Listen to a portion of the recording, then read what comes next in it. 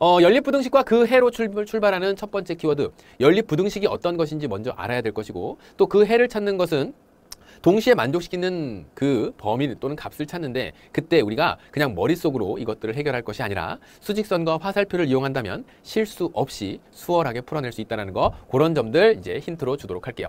자, 그 다음 나오는 얘기는요, 해의 조건이 주어진 연립부등식 이렇게 적어놨는데, 사실 이 부분은요, 키워드라고 쓰기에도 참 모호하고요. 해를 여러분들이 모르는 것도 아니고, 그 다음에 연립부등식이라고 하는 것도 이제 현재는 모르는 내용이 아니기 때문에 이제 설명을 해 나가야 되는 내용이기 때문에 특별한 이제 꼭 주제로 나눠보자고 한다면 키워드라기보다는 어떤 유형 쪽으로, 이제 문제풀이에서 유형 쪽과 또 좀 가깝다고 볼 수 있어요. 하지만 오늘에 살펴볼 그 중요한 핵심어로서 해의 조건이 주어졌을 때 어떤 연립부등식을 보고 그것에 대한 문제상을 해결해 본다라고 한다면 이것도 충분히 그 키워드로서 가치가 있다라고 봅니다. 자, 그리고 나서 이제 다음 키워드는 해에 따른 미지수값 구하기. 자, 해가 주어졌습니다. 뭐 부등식의 범위가 주어질 수도 있을 것이고 어떤 값으로 주어졌을 수도 있을 것이고, 그랬을 때 미지수값, 이제 우리가 이제 실제로 찾고자 하는 x값, y값뿐만 아니라 범위뿐만 아니라 어떤 또 다른 미지수가 주어졌다면, 개수로서 주어졌다면 그것들을 어떻게 찾아가야 될지 그 내용들을 공부해 보는 것으로 오늘의 내용들 준비하고 같이 한번 가보도록 할게요. 자, 복잡한 여러 가지 부등식이 또 연립부등식으로 등장할 수 있으니까 이런 내용들 같이 참고하면서 오늘 그 첫 번째 내용 선생님과 함께 차근차근 정리해 나가도록 하겠습니다. 자, 여러분들 교재 보세요. 여러분들 교재 보면 연립부등식과 그 해에서 개념 첫 번째가 출발을 하게 되는데, 그 첫 번째 내용으로 뭐가 등장하게 되냐면 첫 번째 내용 바로 연립부등식이 등장합니다. 연립부등식. 앞서서 선생님이 키워드에 대한 소개를 하면서 간단하게 언급을 했어요. 여러분들 교재에도 잘 적혀 있고요. 뭐라고 적혀 있습니까? 두 개 이상의 부등식을 한 쌍으로 묶어낸 것, 이게 연립부등식이라고 했어요. 그러니까 어떤 부등식, 1차 부등식을 풀어내는 걸 지난 시간에 이제 했었고, 두 개 이상의 부등식들이 존재를 하는데 그 부등식을 동시에 만족시키는 범위를 찾자가 이제 연립부등식을 푸는 내용이 될 것이고, 연립부등식이라고 하는 것은 두 개 이상의 부등식을 다음과 같이 이제 나타내는 것. 그래서 연립부등식. 그 다음에 연립 1차 부등식이라고 하는 것. 여기서 이제 뭐 한 가지 더 덧붙이자고 한다면 연립 쓸까요? 연립 1차 부등식. 그러니까 내용상으로 연립부등식이 그런 부등식을 두 개 이상을 한 쌍으로 묶어서 만드는 걸 연립부등식이라고 하고, 그때 두 개 이상이 묶어낸 각각의 부등식이 1차 부등식인 것을 이야기합니다. 어렵지 않죠? 그래서 연립 1차 부등식, 연립부등식, 대체로 이제 여러분들이 배우게 되는 건 연립 1차 부등식을 정리하게 될 텐데, 이게 여기에서 끝나는 것이 아니라 고등과정으로 올라갔을 때에도 똑같이 연립부등식이라고 하는 내용이 등장을 하게 될 테니까, 그때 그 내용이 등장을 한다고 하더라도 1차 부등식인 경우에는 거기에 준비되어 있는 부등식이 1차식인 경우, 그 다음에 뭐 2차 부등식도 나올 수 있어요. 그건 이제 나중에 배우면 되니까. 그래서 연립부등식은 그런 걸 얘기하는 거구나. 그런 연립부등식 중에서 그 어떤 특정 문자에 대해서 1차식으로 정리될 수 있는 연립 1차 부등식도 있을 수 있겠구나 라고 정리해두면 되겠습니다. 사실 이제 주되게 여러분들이 살펴보는 거는 그 다음에 나오는 그러한 연립부등식의 해, 또는 연립 1차 부등식의 해, 연립부등식의 해, 또는 연립 1차 부등식의 해, 이렇게 쓸까요? 1차 부등식의 해. 사실 이 내용이 오늘 배우는 내용의 거의 절반 이상을 차지합니다. 어떻게 내가 이러한 연립 1차 부등식 또는 연립부등식의 그 해를 알맞게 찾아갈 수 있을 것이냐라고 했을 때 선생님이 여러분들에게 당부하는 것은 무엇으로 정리해서 풀어가자? 각각의 부등식을 푸는 것은 이제 잘 할 수 있죠. 왜냐면 지난 시간에 1차 부등식 풀었으니까. 그러면서 이제 그 두 개를 동시에 만족시킬 수 있는 걸 자꾸 머릿속으로서만 해결해서 찾으려고 하는데, 여기서 여러분들이 얘기하고 싶은 건 수직선과 무엇을 활용해서 문제를 접근하자? 수직선과 화살표를 이용한 방식으로. 그림을 그리는 걸 좀 수학 문제 푸는 데 있어서 자존심 상해하는 제자들이 혹시라도 있다면 맞춰내고 정확히 여러분들이 아는 것이 중요하지, 그림을 그려서 표현했다, 그렇지 않고 머릿속으로만 생각했다, 그래서 그 그림을 그리지 않고 표현한 것이, 적은 것이 수학을 잘하는 학생이다, 머리가 좋은 학생이다, 절대 그런 건 아니니까 일단 문제 상황을 알맞게 해결해 나간다라고 하는 큰 주제를 놓고 보았을 때는 수직선을 그리건 화살표를 그리건 여러분들이 정확하게 그려내놓고 문제의 뜻을 이해하면서 풀길 바랍니다. 그래서 다음과 같이 수직선과 화살표를 이용해서 풀어간답니다. 연립 1차 부등식 또는 연립부등식에는 그렇게 찾습니다 라고 해서 정확히 그걸 보고 풀 수 있도록 하고, 그 다음에 이제 연립부등식의 풀이에서 나오는데, 자, 결국 각각의 부등식을 풀고 그것을 수직선과 화살표를 이용해서 나타내고 동시에 만족시킬 수 있는 부분을 찾아낸답니다. 뭐라고요? 네 번째 내용에서 연립부등식의 풀이는 결국 두 개의 부등식을 동시에 만족시킬 수 있는 그 범위를 찾자가 주된 문제풀이의 포인트가 되겠다라고 하는 거 이야기하고, 그리고 이제 이어서 다섯 번째로 복잡한 식이 나와요. 잘 봐요. 여러분들이 1차 방정식을 봤을 때도 그랬죠. 생각해봐. 옛날에 중학교 1학년 때 배웠을 때. 그때 1차 방정식을 배울 때에도 복잡한 식이 나왔어요.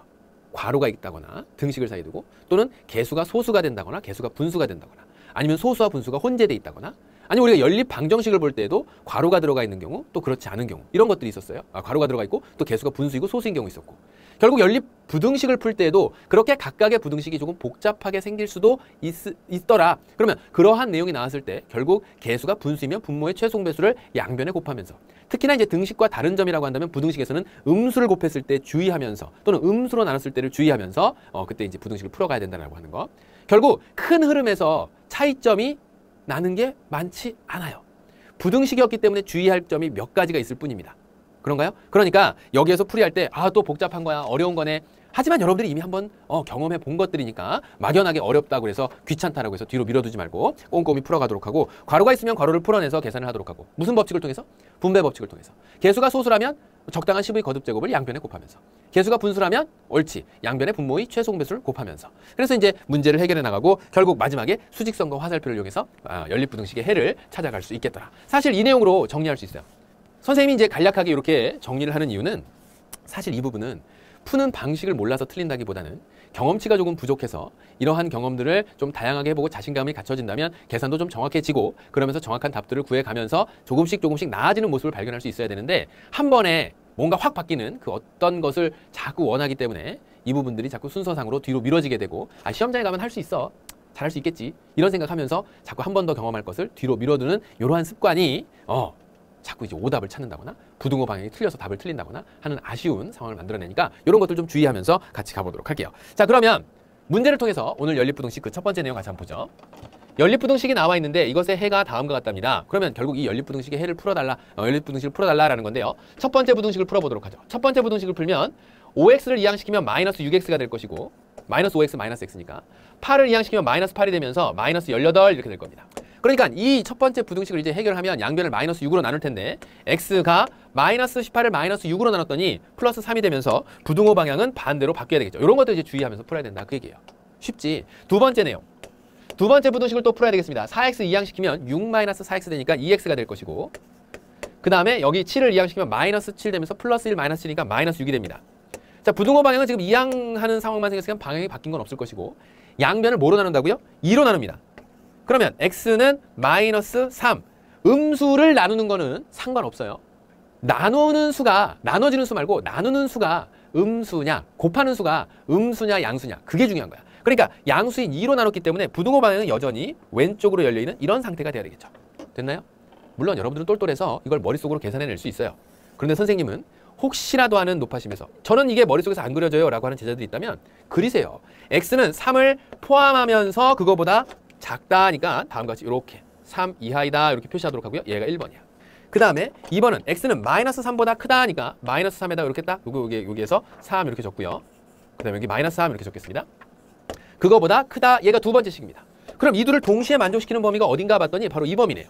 크고 작거나 같고. 그럼 동시에 만족시키는 x의 범위를 찾아라 그런다면 x는 마이너스 3보다 크고 뭐보다 작거나 같다? 3보다 작거나 같다. 자, 이렇게 해서 연립부등식 푸는 거예요.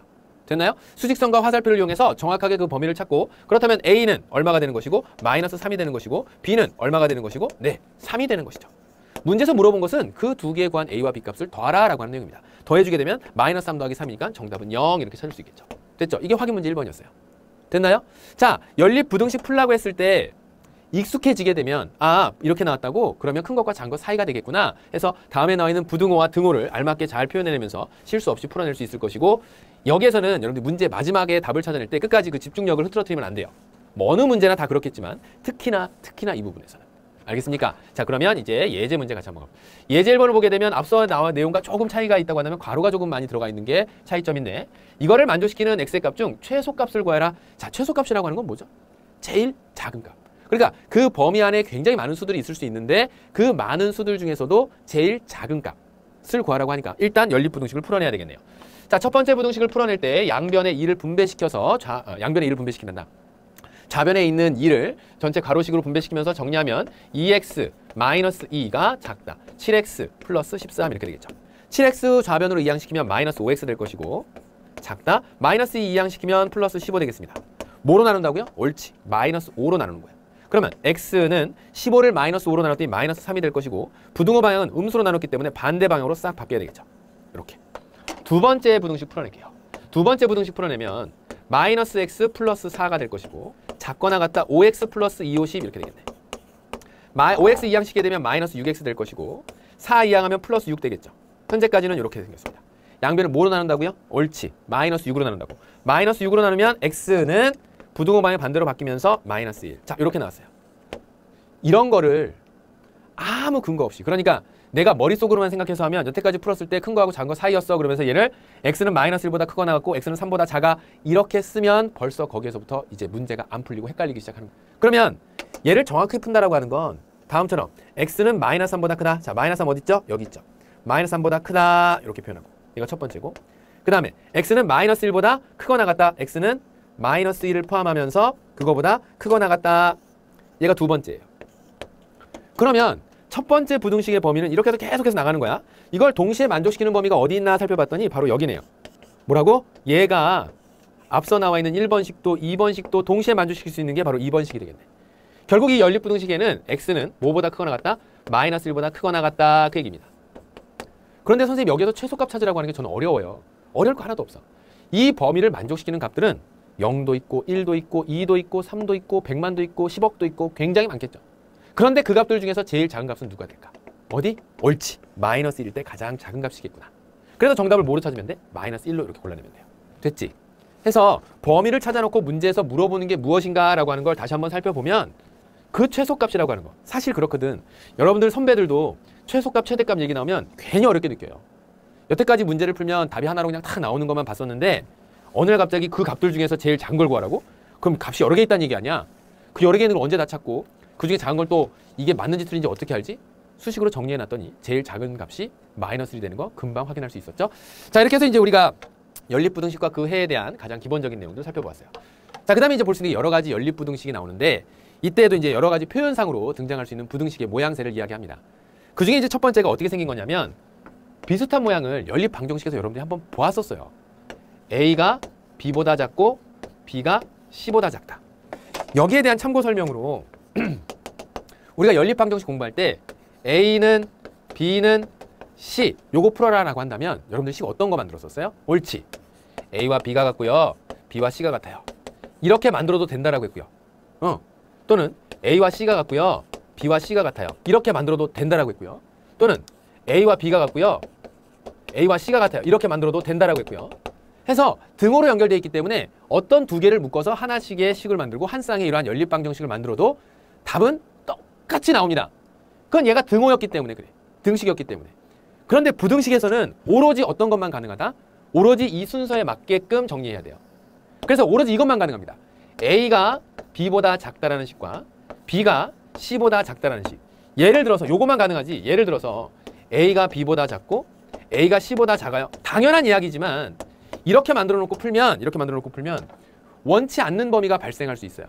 그지? 가운데 B를 건너뛰면서 만들어 놓게 되면. 그래서 이렇게 만들면 된다 안 된다? 안 된다. 꼭 기억합시다. 그 순서에 따라서 다음과 같이 부등식인 경우에는 A가 B보다 작고 B가 C보다 작고 이렇게 만들어서 그 정확한 답을 부등식의 범위를 연립부등식의 해를 찾도록 합니다. 알겠죠? 그 다음에 이제 두 번째 내용. 특수한 해를 갖는 뭐라고요? 특수한 해를 갖는 연립부등식. 이 특수한 해는 어떤 식으로 이제 연립부등식의 해를 갖게 되느냐? 대체적으로 이제 우리가 부등식을 찾게 되면 부등식의 해를 찾아라 그러면 값보다는 특별한 어떤 다른 조건이 주어지지 않은 다음에 예를 들어서 이런 거죠. 1보다 작거나 같은 부등식의 범위 중에서 자연수를 구하라 그런다면 값은 하나로 나옵니다. 1. 그래서 부등식이라고 하더라도 또 다른 어떤 조건이 하나 싹 주어지면서 값으로 등장할 수 있는데 대체적으로 부등식은 특정 범위에 대해서 이야기를 하고 있어요.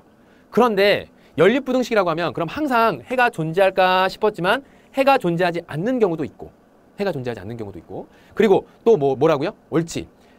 해가 어떤 값으로 존재하는 경우도 있습니다. 그래서 해가 존재하지 않는 경우 연립부등식 해가 한 개인 경우서부터 나오네요. 첫 번째 해가 한 개인 경우 그러니까 어떤 수로 하나 딱 나오는 경우예요. 참 드문 경우인데 연립부등식 자체만 풀어놓고 봤을 때 드문 경우인데 이게 어떻게 등장할 수 있느냐. 우리가 문제를 풀었는데 x의 범위가 a보다 크거나 같다가 하나 나오고 x의 범위가 a보다 작거나 같다가 나와요.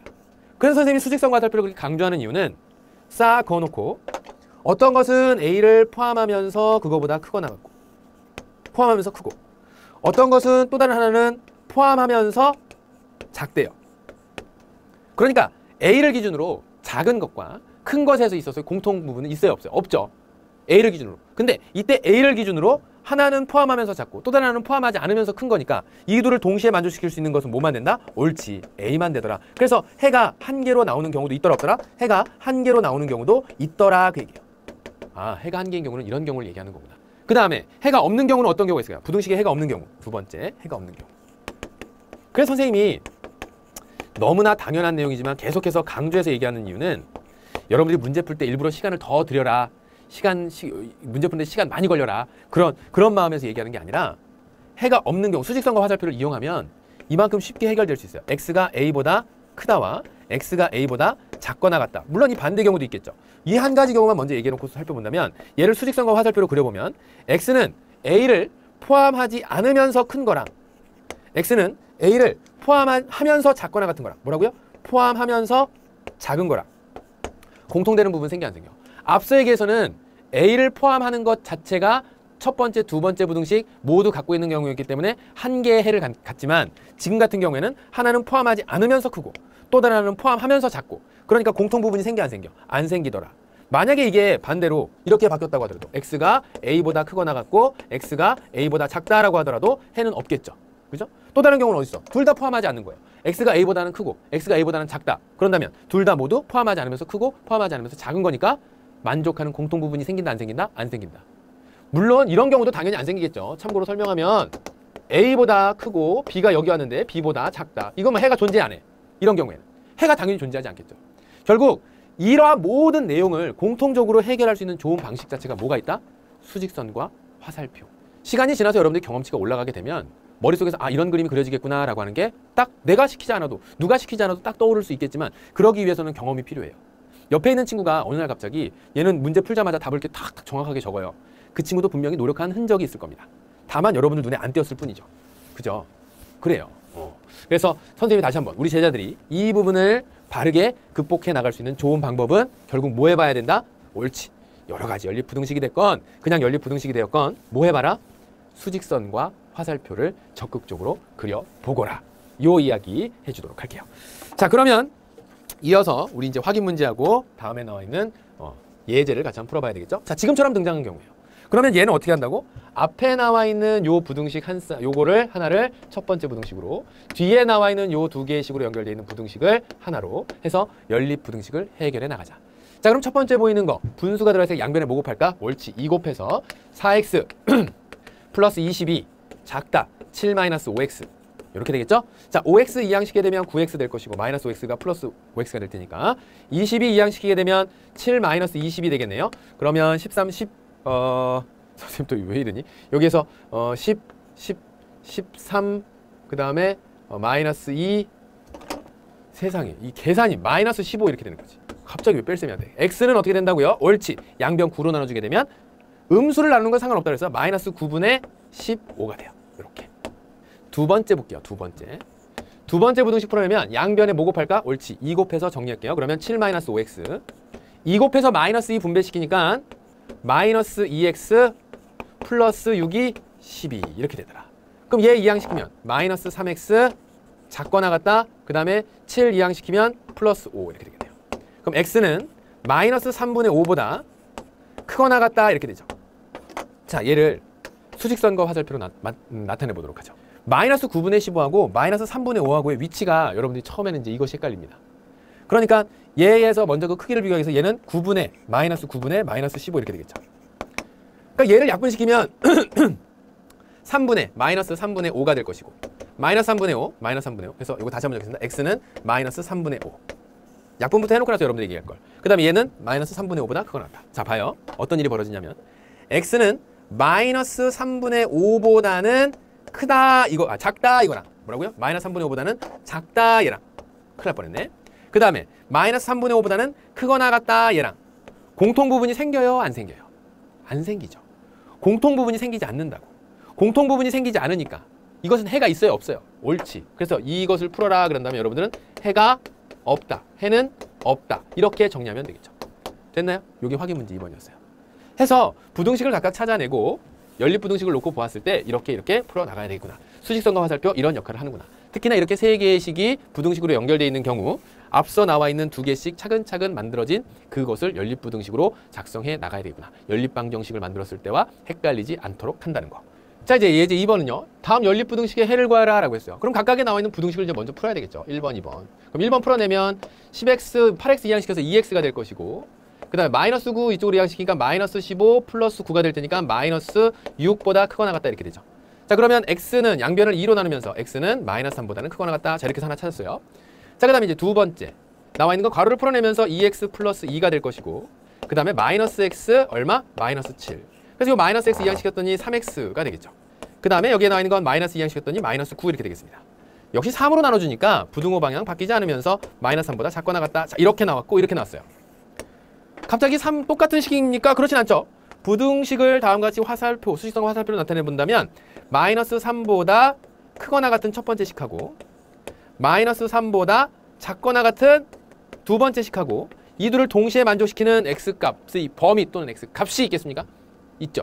바로 뭐예요? 마이너스 3. 그래서 이 해를 구하라. 특수한 해를 갖는 경우 이렇게 수로도 등장할 수 있겠구나. 그래서 두 번째 내용 예제 2번은 마이너스 3 이렇게 찾아주면 되겠네요. 됐죠? 자, 이제 연립부등식을 풀 수 있습니다. 거의 다 한 거나 다름없어요.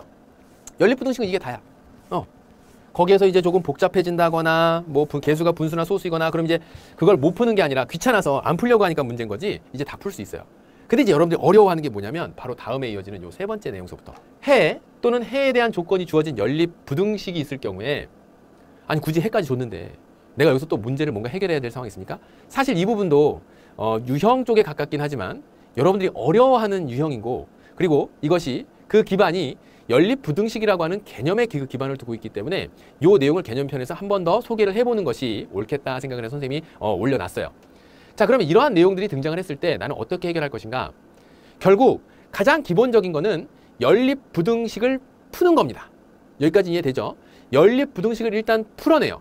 연립부등식이 바르게 풀어지면 그 다음에 이어지는 것은 수직선과 화살표를 통해서 무엇이 필요해? 여러분들이 생각하는 게 필요해요.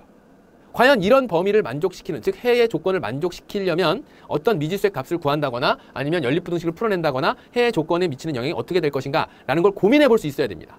그래서 이곳이 어렵다고 하는 학생들은 그러면서도 수학 성적은 그간 잘 나왔는데 왜 여기에서 내가 어렵지라고 느끼는 학생들이 제자들이 혹시 있다면 문제를 본질적으로 접근해 보는 그러한 습관들, 단편적으로 이 유형은 이 방식대로 그냥 풀어가는 거야, 이러한 형태는 이 공식이야, 이렇게 연결시켜서 공부하는 게 아니라 배웠었던 내용을 차근차근 하나씩 적용시켜 가도록 하십시오. 그래서 선생님이 거기에다 정리해 놓은 것들은 참고로 읽어두도록 하고 문제를 통해서 어떤 방식의 접근을 가져가야 될지 같이 한번 살펴보도록 하겠습니다. 내용을 한번 읽어봤나요? 자, 읽고 나서 바로 문제로 이어가도록 하죠. 자, 이런 상황이에요. 부등식이 있는데 다음과 같이 이러한 부등식의 해가 A와 1 사이에 있는 A 초과 1 미만일 때 상수 A, B에 대해서 A-B의 값을 구하라. 자, 여러분들에게 질문. 만약에 여러분들이 이 문제를 풀려고 한다면 뒤에 있는 이 해에 대한 내용 없이 이렇게 생긴 연립부등식은 어떻게 풀어간다고 그랬어요? 부등식은 앞에 나와 있는 거 한 개, 뒤에 나와 있는 거 한 개 해서 한 쌍의 연립방정식을 만들죠. 연립부등식을 만들죠. 그러면 너는 -5A 3x -b 자, 이렇게 될 겁니다. 그럼 지금처럼 만들어진 건 3x가 큽니다. -5a 플러스 b. 선생님 지금 무슨 어떤 거 하신 거예요? 뭐 한 거냐면 얘가 음수가 되는 게 아무래도 부담스러우니까 3x를 두고 -b를 이항시켰어요. 그럼 선생님 -5a 플러스 b가 3x 이렇게 적어야 되는 거 아닌가요? 얘들아, 만약에 얘가 등식이라고 생각을 해봐. 등식이라고 한다면 얘네 둘이 위치 바꾼다고 해서 달라지니? 코끼리 오른쪽 궁둥이나 우측 볼기짝이나 똑같은 거지. 얘네를 바꿔놓고 썼다고 해서 달라지는 거야? 단 부등호 방향을 주의하면서 살펴보긴 해야 되겠죠. 그래서 3x를 좌변에다 썼을 뿐이고 3x가 더 크대요. 뭐보다? -5a 플러스 b보다. 그래서 이렇게 작성했을 뿐이야. 그럼 양변을 뭐로 나눌까? 3으로. x를 양변을 3으로 나눴으니까 3분의 -5a 플러스 b보다 큽니다. 이렇게 하나 나왔고요. 맞아? 그 다음에 두 번째 거 풀어내면 얘는 3x -b a 플러스 4 이렇게 되겠네. 그러면 지금 나와 있는 데서 -b 살짝 이항시키면 3x가 작습니다. a 플러스 b 플러스 4보다 작습니다. 그래서 x는 작네요. 뭐보다? 3분의 a 플러스 b 플러스 4보다 작습니다. 그런데 이 녀석을 연립해서 풀었더니 그 해가 x가 a보다는 크고 1보다는 작은 a와 1 사이에 나오는 이런 녀석이라고 한다면 3분의 -5a 플러스 b가 얼마가 되고? a가 되겠죠. 뭐라고요? 지금 여기에 정의된 대로라면 얘를 연립해서 풀면 이거보다 작고 이거보단 크다라고 하는 거니까 그 범위가 이렇게 나온다고 하였으므로 3분의 마이너스 5a 플러스 b가 뭐보다는 a, 얘는 a가 나와야 되는 것이고, 그 다음에 다음에 나와 있는 건 얘는 3분의 a 플러스 b 플러스 4가 뭐가 나와야 돼? 요게 1이 돼야 되겠구나. 얘가 1이 되고 얘가 a가 돼야 되겠구나. 이 사실을 알 수 있는 거죠. 됐어요? 그렇게 하고 나니까 여기에 나와 있는 데서 얘를 정리하니 어떤 식이 만들어지냐면, 자, 요거 이제 첫 번째 식, 요거 두 번째 식, 요렇게 한번 정리해보자. 그러면 얘는 마이너스 5a 플러스 b가 양변에 상곱하면서 3a가 될 것이고, 3a 마이너스 8a 플러스 b가 0 되죠. 맞아? 이게 첫 번째 식이고. 그 다음 두 번째 식. 두 번째 식은 a 플러스 b 플러스 4가 3이니까 a 플러스 b가 3 됐고 4 이항식이 마이너스 1 되겠네요. 그래서 이거를 변변 빼니까 넌 얼마가 되고 마이너스 9a가 될 것이고, 마이너스 9a 빼니까 마이너스 b에서 사라질 것이고 플러스 1 되니까 얘는 1. 그죠? 그래서 a가 얼마? a는 마이너스 9분의 1 이렇게 되죠. a가 마이너스 9분의 1. 그럼 a가 마이너스 9분의 1이면 b는 얼마일까? 플러스 9분의 1 되면서 b는 플러스 마이너스 9분의 8, b는 마이너스 9분의 8 이렇게 됩니다. 마지막 물어본 게 a 마이너스 b의 값 물어봤어요. 부등식인 줄 알았는데 결국 마지막에 답을 찾을 때는 뭘로 찾아죠? 그렇지. 연립방정식까지 풀어내죠. 선생님, 연립방정식은 이번 시험 범위에서 얘들아 배운 내용은 계속 등장할 수 있다 그랬어요. 그게 기말되고 뭐 중간되고 이런 차이점이 아니라 1학기 때 배운 거니까 2학기 때 나오지 말아야지 이거 아니에요. 배운 내용은 어느 상황에서든지 같이 연결돼서 나올 수 있습니다. 앞으로 그런 상황은 더욱더 심화될 거예요. 그러면 마이너스 9분의 1 마이너스 9분의 8 하게 되면 넌 얼마? 옳지. 9분의 7이 되겠습니다. 정답은 9분의 7로 답을 찾아낼 수 있도록. 조금 풀이의 방식이 길어졌고 복잡하긴 했지만 못 푼다고는 할 수 없겠지. 그지? 자, 그 다음에 나와 있는 거. 여기는 a 값을 구하라.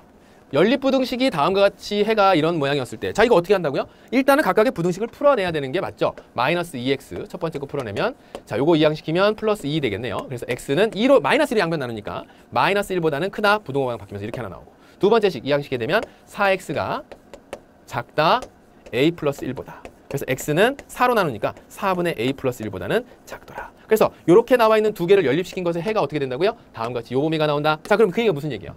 마이너스 1보다 크다? x가 마이너스 1보다는 크고, 그렇다면 4분의 a 플러스 1은 6이 되겠구나. 이거보다 작다니까. 그래서 여기에는 4분의 a 플러스 1이 얼마가 되겠더라? 이렇게 되어야 문제에 나와 있는 이 조건을 만족하는 해를 갖겠구나 라는 걸 알게 되면서 얘가 얼마가 돼야 된다? 6이 돼야 된다. 그래서 a 플러스 1은 24가 될 것이고, 그러므로 a가 얼마다? a는 23이 되겠습니다. 그래서 a 값 찾는 거예요. 됐죠? 그래서 해의 조건이 주어졌을 때 연립 부등식이나 또는 부등식에서 찾고자 하는 어떤 미지수의 값을 구한다거나 또는 범위를 구한다거나 등등의 내용은 얼마든지 변형된 상태로 나올 수 있는데, 결국 여기에서 연립 부등식이라고 하는 것을 풀어낼 수 있느냐 그렇지 못하느냐가 풀이의 관건이 되겠네요. 자, 이제 다음은요. 이것도 마찬가지야. 사실 이 부분이요. 해를 갖거나 갖지 않도록 하는 미지수의 값의 범위 구하기. 자, 이것도 이제 앞서 그 개념 세 번째에서 나왔었던 것처럼 유형 쪽에 가까운 것이지만, 정말 많은 제자들이 연립 부등식까지 어렵게 자르고 연립 부등식까지 어렵게 왔는데, 이 내용 때문에 이 연립 부등식을 이게 된다는 얘기 안 된다는 얘기야. 등호가 들어가야 된다는 얘기야, 말아야 된다는 얘기야. 그러면서 머릿속에서 때로는 맞출 수 있고 때로는 또 틀리기도 하고, 두 번 풀었는데 두 번 다 답이 또 막 다르게 나오면서, 그것도 큰 차이가 아니라 포함하고 또는 포함하지 않고의 차이로 문제를 못 풀고 틀리거나 맞거나가 막 자꾸 갈리니까, 이 문제 다음번에 나오면 그냥 하나 틀리는 셈 치고 다른 거 준비해야지 라고 하는 제자들이 있어요. 그러니까 결국 여기도 뭘 이용한다고? 수직선과 화살표 이용해서 문제의 내용을 정확히 분석하는 겁니다. 그래서 문제를 바로 봐야 돼. 그거 간략하게 정리됐었던 내용은 몇 줄 없잖아요. 두 줄. 그죠? 연립부등식에 해가 없다라고 하는 것이 무엇을 얘기하는 거예요? 수직선에 공통 부분이 없다. 수직선과 화살표에서 공통 부분이 없다. 연립부등식 해라고 하는 것은 수직선과 화살표를 그려냈을 때 공통 부분이 존재한다. 결국 그 사실로부터 또 필요한 게 뭐야? 여러분들이 집중력 있게 생각해보는 거. 그게 필요한 거예요. 문제로 바로 넘어가서 볼게요. 봐. 연립부등식이 이렇게 나왔으면 얘를 풀겠죠, 먼저. 근데 얘가 어떻게 되래? 해를 갖지 않도록 하래요. 뭐라고? 해를 갖지 않도록 하는 이라고 하는 전제 조건이 붙었어. 그럼 첫 번째 이걸 풀어내겠지. 1번. 요거 1번 풀어낼 거야. 그럼 마이너스 4x가 작다. 마이너스 4보다. 양변 마이너스 4로 나누니까 어렵지 않네. x는 1보다 크다. 이렇게 하나 나와요. 두 번째 풀어낼게요. 두 번째 풀어내게 되면 3x가 a-4 이렇게 되겠죠. 3x가 a-4. 그러면서 x는 작다. 뭐보다? 3분의 a-4. 그래서 이거를 크다, 작다. 그럼 이거 해는 큰 것과 작은 것 사이 막 이런다 또. 1하고 3분의 a-4 사이가 되는 것이 아니라 문제에서 뭐라 그랬냐면 해를 갖지 않도록 하라라고 했어요. 뭐라고? 해를 갖지 않도록 하라. 선생님이 계속 당부하고 있는 건 수직선과 화살표를 이용해서 문제의 뜻을 이해하자 그랬어. 그러면 싹 이렇게 그어놓고 나서 무슨 생각해야 돼? x는 1보다 크다 그 얘기고, 여기에 나와 있는 미지의 3분의 a-4라는 이 녀석이 3분의 a-4라는 이 녀석이 만약에 여기에 있었다라고 한다면 이거보다 작다니까 공통 부분 생기 안 생겨? 생기겠죠. 공통 부분이 생긴다고. 만약에 3분의 a-4가 1보다 큰 쪽에 온다면, 요만큼이라도 큰 쪽에서 여기 온다면 얘는 공통 부분이 생겨버린다고. 그러니까 3분의 a-4는 작아야 되겠네. 자, 여기까지가 통과했다면 1단계 통과야. 이렇게 생겨야 문제의 조건인 해를 갖지 않는다라고 하는 것. 하나는 크고 하나는 작으니까. 그것이 3분의 a-4가 3분의 a-4가 1보다는 반드시 작아야 해가 존재하지 않겠구나. 자, 이렇게 해서 1단계를 무사히 통과했는데 문제는 뭐냐면, 그런 와중에 얘가 막 커져서 최대의 범위를 생각해 주기 위해서 만약에 1이 되었다라고 생각을 하는 거예요. 누가? 3분의 a-4가 1이 됐을 때도 해가 존재하지 않을까라는 생각까지 해줘야 이제 완성된 답을 쓸 수 있어요. 뭐라고? 그럴 수 있는 상수 a의 최대값을 구할 수 있다고. 갑자기 값을 구하려고 하니까 그 어느 쪽에도 등호가 들어가 있지 않은데 도대체 그 값이 얼마인지 어떻게 찾습니까? 이런 질문을 할 수 있거든요. 그렇잖아? 그런데 얘가 3분의 a-4가 만약에 1이 되었다고 한다면 그때도 해를 갖지 않는가? 하나는 포함하지 않으면서 크고 하나는 포함하지 않으면서 작으니까 해가 존재하지 않겠지. 즉, 요 3분의 a-4가 1이 되어도 해를 갖지 않는 조건은 만족하더라 그 얘기예요. 그래서 여기에 만들어져 있는 이 식, 등호까지 들어가 있는 이 식을 풀어내야 최대값이 얼마인지 찾을 수 있다고요. 볼까? 3분의 a-4가 1보다 작거나 같고, 요거 풀어내면 양변에 3 곱하면서 a-4가 3보다 작거나 같다고, a가 7보다 작거나 같아요. a의 범위가 7보다 작거나 같은 수들이 모두 다 이 문제에서 해를 갖지 않게 만드는 a의 정체예요. 그런 a 값 중에 가장 큰 것을 골라라 그런다면 a는 일단 7보다 작은 수들인데 가장 큰 경우가 어떻게 될 때야? 같아질 때야. 그래서 a의 최대값은 얼마가 된다고? 7 이렇게 찾아야 되는 거죠. 됐니? 이런 문제 어떻게 푸는지 알겠어요? 연립부등식으로 가게 되면 제일 힘들어하는 내용이 바로 이 내용이에요. 뭐 하기 싫으니까? 자꾸 생각하기 싫으니까. 그래서 중등 과정까지는 그 별다른 생각 없이 문제에 접근을 해도 좋은 점수 나올 수 있어요. 학교 시험에서 A등급 받는 거 거기에 목표를 두지 마세요. 선생님 저는 A등급이라도 받았으면 좋겠어요 라고 하는 제자들도 있을 수 있겠지. 그래. 그렇지만 A등급을 받는 건 당연한 거고 나아가서 여러분들 고등학교 진학하고 이제 대학을 가기 위해서 공부를 해 나간다고 했을 때 단편적인 내용 공부만으로 문제를 해결하려고 하다 보면 어느 수준 이상이 안 올라가는 정체기를 반드시 거치게 됩니다. 거기에서 이제 떨어지는 학생들도 많고요. 그러니까 지금 아직은 중학교 2학년. 그래서 중학교 2학년 과정을 공부하는 여러분들이 어느 학년에 있는 학생이건 보다 더 저학년이건 아니면 고학년임에도 불구하고 2학년 공부하는 좀 자존심 상하는 일이 벌어졌다고 하더라도 늦지 않았으니까 지금서부터 정확하게 문항을 분석하면서 접근하는 거 예제 4번 다시 한 번 더 보도록 할게요. 연립부등식이 나와 있고 그것에 해가 없을 때 요번에도 해가 없단다. 그럼 얘 풀어내겠지 먼저. 첫 번째 풀어내면 마이너스 x 플러스 1 양변에 3 곱하면서 마이너스 6. 마이너스 x가 크거나 같아요. 뭐보다? 마이너스 7보다. 양변에 마이너스 1 곱하면서 x는 7보다 작거나 같다로 부등호 방향이 반대로 바뀌겠죠. 이렇게 x는 7보다 작거나 같다. 자, 그 다음에 나와 있는 거 두 번째 내용 풀어보도록 할게요. 두 번째 1번이고요. 두 번째 식 풀어내게 되면 5x 마이너스 a 그 다음에 작다. 6x 플러스 6 이렇게 될 겁니다. 그 다음에 마이너스 x가 작습니다. 6 플러스 a보다. 양변 마이너스 1 곱하면서 x 부등호 방향 바뀌면서 마이너스 a 마이너스 6 이렇게 만들어지죠. 자, 이렇게 해서 찾아냈어요. 근데 얘가 역시 또 뭐가 없대? 해가 없대요. 뭘 이용하라고? 제발 부탁인데 수직선과 화살표 좀 이용하십시오. x는 7을 포함하면서 그거보다 작다 그랬어요. 7을 포함하면서 그거보다 작다. 그 다음에 얘는 마이너스 a 마이너스 6. 그래서 마이너스 a 마이너스 6이 만약에 여기는 요 자리에 왔다면 7보다 작은 수 쪽에 왔다면 그거보다 크니까 포함하지 않으면서 그거보다 크니까 공통적인 부분에 해가 존재하게 되지.